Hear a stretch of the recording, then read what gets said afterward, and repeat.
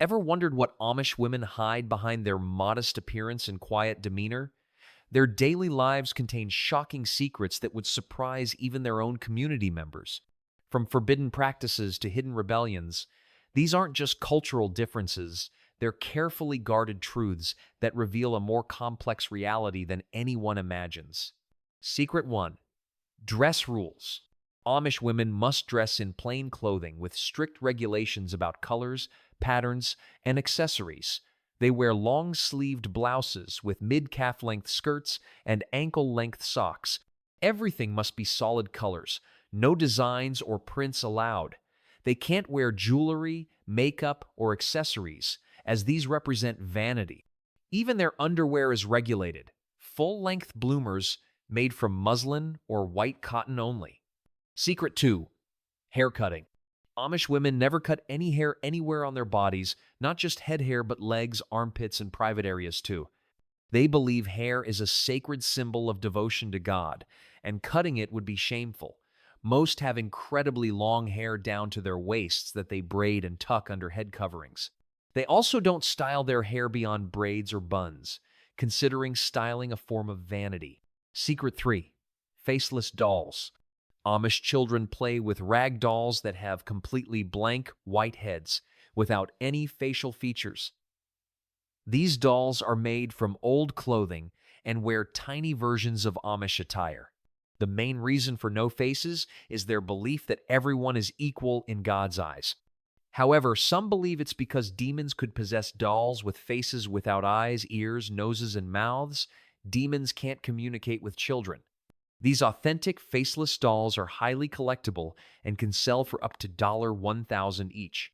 Secret 4. Early pregnancy. Amish women typically get married in their early 20s and start having children immediately afterward. Most families have between 6 to 8 children, with some communities not believing in contraception at all. This stems from Genesis 1:28, which says to be fertile and increase, fill the earth.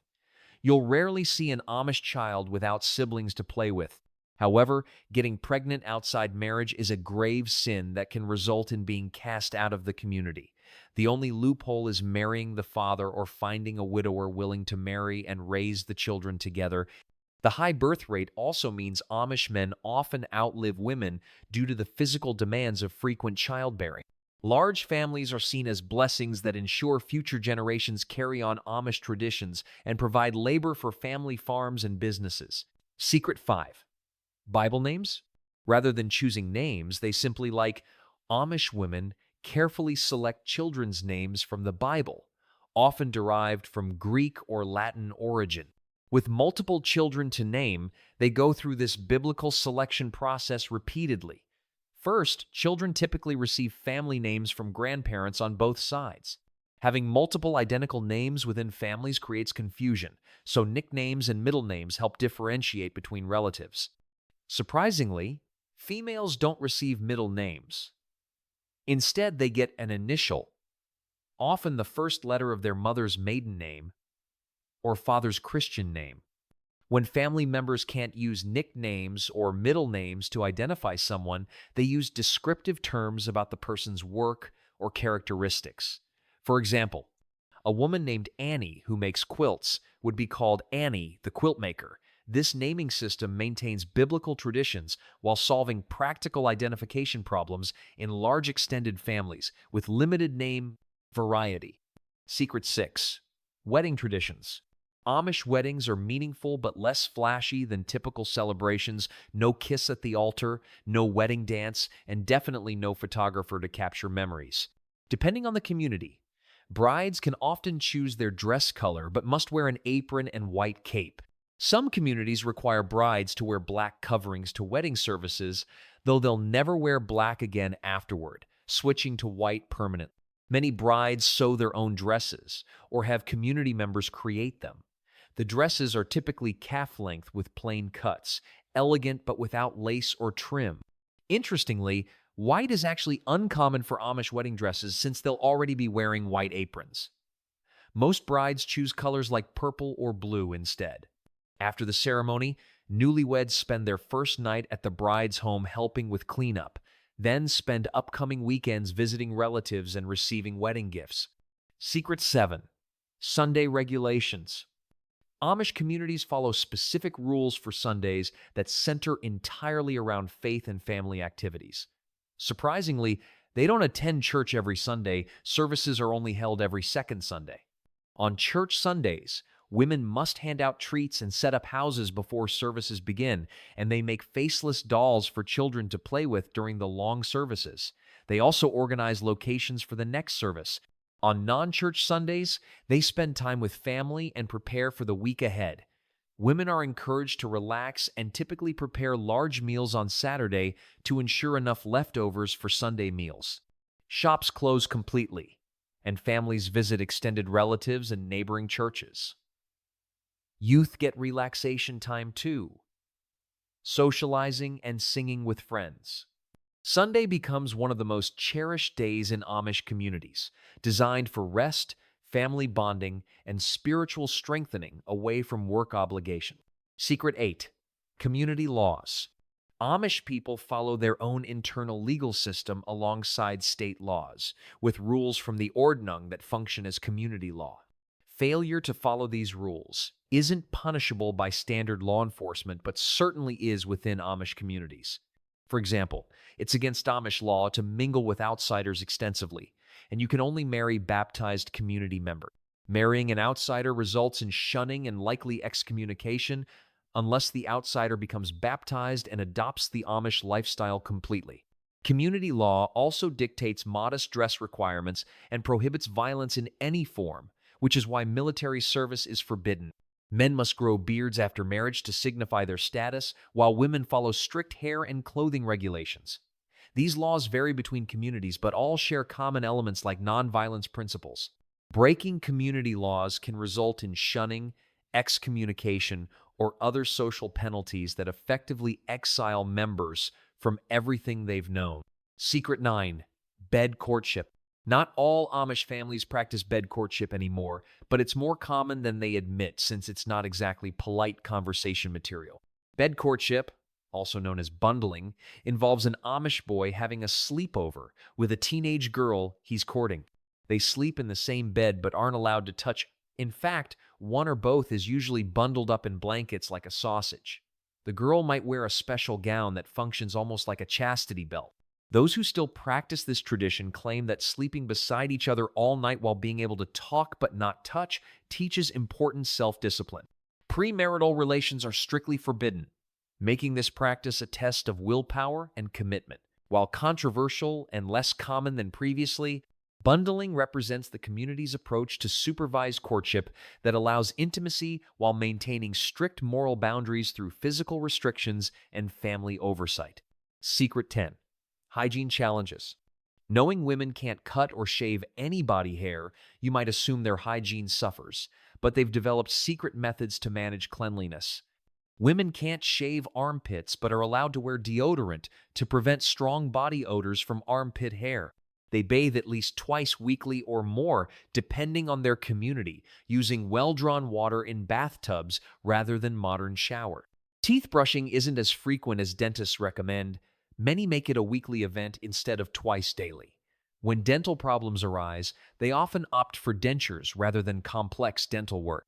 Managing extremely long hair requires significant time and technique, often involving help from other women in the community. Nail care is purely practical. They clip nails short for household chores and farm work rather than maintaining them for appearance. These hygiene practices balance religious requirements with practical cleanliness needs, often requiring creative solutions that outsiders never see. Secret 11. Alcohol consumption. Whether Amish women can drink alcohol depends entirely on their specific community's rules and personal beliefs. The Old Order Amish, the largest denomination, allows alcohol consumption, while the New Order Amish, which split in the 1960s, prohibits it completely. Even within the Old Order, more conservative members avoid alcohol because they believe anything destructive to the body is wrong. Some Amish enjoy wine in moderation, and alcohol isn't forbidden during communion in certain communities. However, This creates an interesting contradiction where some women might secretly enjoy alcoholic beverages while maintaining their modest, pure image. The New Order's stricter stance on alcohol came from disagreements about tobacco, alcohol, and youth courting traditions. Personal beliefs within communities also vary significantly, meaning some women might drink occasionally while their neighbors abstain completely. This variation in alcohol rules creates hidden divisions and secret behaviors that outsiders rarely witness or understand. Secret 12. Education limits.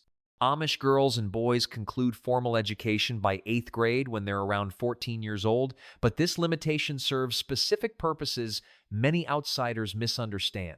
Rather than pursuing secondary or tertiary education, teenagers prepare for adult life in their communities through apprenticeships and crafts.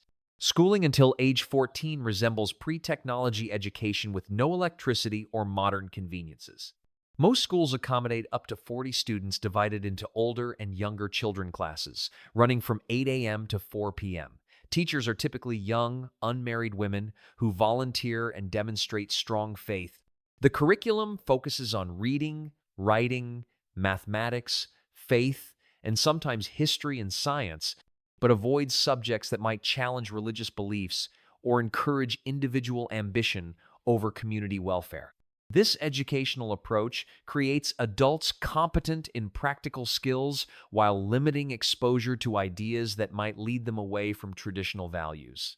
The early end to formal education ensures community continuity, but also restricts personal intellectual development. Secret 13. Valentine's celebrations. Despite their conservative nature, many Amish communities do celebrate Valentine's Day, though their celebrations look quite different from mainstream traditions.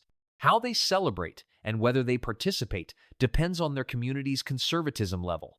Handwritten cards and gifts are commonly exchanged, with married couples often having special dinners where wives prepare elaborate feasts at home.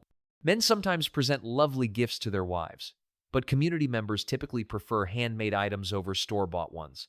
Common gift options include baking, cooking, Amish baskets, and wooden furniture, all crafted with personal thought and care. The emphasis on handmade gifts reflects their values of craftsmanship and personal investment over commercial consumption. Some communities are more relaxed about Valentine's Day celebrations, while others discourage it as too worldly. This variation creates situations where some women secretly wish they could celebrate more openly, while others participate enthusiastically within their community's accepted boundary. Secret 14. Afterlife beliefs.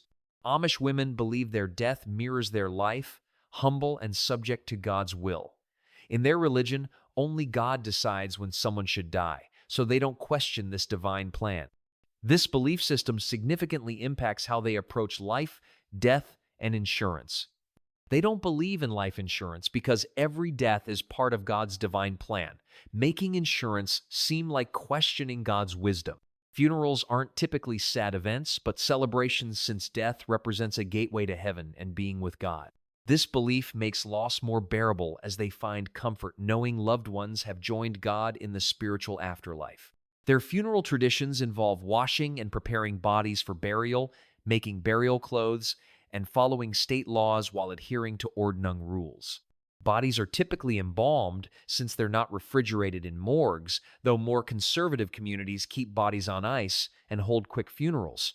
These beliefs create a unique perspective on mortality that provides comfort but also resignation. Secret 15. Outside world. Before deciding to become church members, Amish teenagers experience the English world during Rumspringa, a period during their teenage years when they can join the church or leave permanently. Some teens choose to explore within their community while others venture into the outside world completely. During this time, parents relax supervision and allow engagement in outsider activities like driving cars, watching television, dancing, and drinking alcohol. According to reports, most teens don't travel far from home, and about 85 to 90% eventually return to their communities. The stricter the community, the lower the return rate tends to be. Those who leave before baptism aren't shunned because they didn't break any church laws. Approximately 15% of all Amish people leave their way of life permanently, sometimes seeking more opportunities than available in their communities, other times driven by simple curiosity about the outside world. This practice reveals the community's confidence in their lifestyle's appeal. Hidden makeup secrets? While Amish women aren't supposed to wear makeup, there are secret exceptions and hidden practices that community members rarely discuss openly. During Rumspringa, when girls aren't yet church members, they might experiment with cosmetics, lipstick, eyeshadow, and nail polish. Some rumors persist about married women wearing very light, subtle makeup that's barely noticeable but provides slight enhancement to their natural appearance. This practice requires extreme discretion since discovery could result in